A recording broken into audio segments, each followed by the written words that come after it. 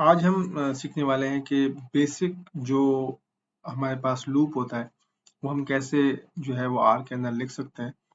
और हम इसके लिए पहले क्लियर कर लेते हैं अपनी स्क्रीन को और हम लिखना चाहेंगे कि what are the basically the fundamentals, what is the basics of the loop in the R studio. क्योंकि आर हमें पता है कि लैंग्वेज सॉफ्टवेयर है, हमें हेल्प देता है कि अगर हम कोई फंक्शन बार बार परफॉर्म करना चाहते हैं तो हम कोई स्टैटिस्टिकल फंक्शन लिख के उसको बार बार या कोई मैथमेटिकल फंक्शन लिख के उसको बार बार परफॉर्म कर सकते हैं। So for this purpose we start from variable. जैसे हम एक वेरिएबल लेते हैं q और उसके अंदर एक वैल्यू सेव कराते हैं कि q इज इक्वल टू 3।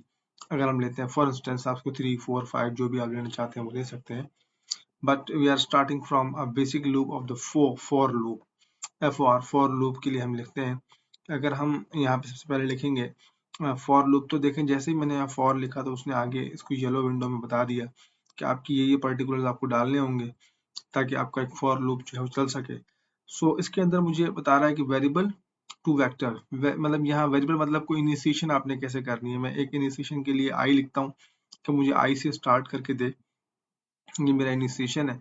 और वेक्टर के बजाय मैं इसको जो मैंने ऑलरेडी एक वेरिएबल सेव करा है क्यू अपना, मैं वहां उसको देता हूँ और कहता हूँ कि भाई ये क्यू तक मेरी वैल्यू को लेके जाए, यानी 1 to क्यू, यानी 1 क्यू, यानी क्यू तक इस फंक्शन को परफॉर्म करता हुआ जाए।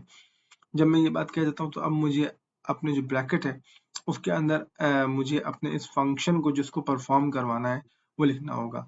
फॉर इंस्टेंस मैं बिल्कुल सिंपलेस्ट फॉर्म में बिगनर्स के लिए ले लेता हूँ कि भाई मुझे ये वैल्यू प्रिंट करवानी है, कोई स्पेसिफिक वैल्यू प्रिंट कराने के लिए मैं देखता हूँ।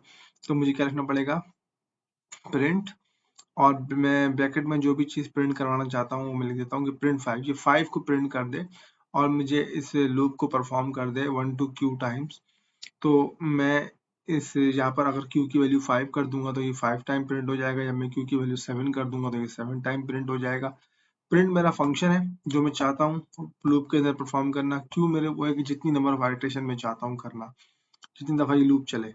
तो मैं इसको जब ओके करता हूँ और मैं देखता हूँ कि ये सारा फंक्शन किस तरह चलता है, तो मुझे देखें रिजल्ट में क्या मिलता है। 3 टाइम्स क्यू 5 परफॉर्म हो गया, 5 प्रिंट हो गया बिकॉज मेरे क्यू की वैल्यू 3 थी। अगर हम इसको, ये स्टैटिक फंक्शन है, इसके अंदर कोई चीज भी हमने चेंज नहीं करी, इसमें सिर्फ रिपीटेशन हुई है।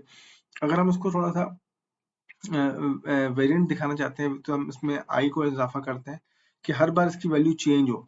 तो हमें इसको वेरिएबल रखना है, स्टैटिक नहीं रखना।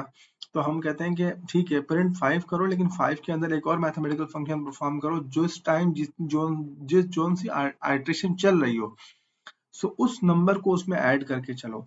हमारे पास जो भी प्रिंट करो उसके उस आइटरेशन को, अगर मैं खाली यहाँ प्रिंट आई भी लिख दूं ना तो ये आई प्रिंट करना शुरू कर देगा, यानी 1 2 3 कर देगा। और अगर मैं 5 प्लस आई लिख रहा हूँ उसका मतलब ये कि 5 में पहले वो 1 टाइम जब भी लूप चलाएगा तो 5 प्लस 1 करेगा, फिर 5 प्लस 2 करेगा और फिर 5 प्लस 3 करेगा। तो let's see when I perform this loop, तो उसको मैं सिलेक्ट करके कंट्रोल एंटर करता हूँ। देखें इसने आपका 6 7 8 यानी कि ये लूप उसमें रन कर दिया। तो ये वेरी सिंपल। आप इसके अंदर, ये बेसिक है आपको सिखाने के लिए, इसमें बहुत सारे इसके अंदर आप फंक्शन बीच में डाल के रेग्रेशन के डिस्क्रिप्टर्स के आप चला सकते हैं और फंक्शन इजीली आप आर में परफॉर्म कर सकते हैं। Thank you.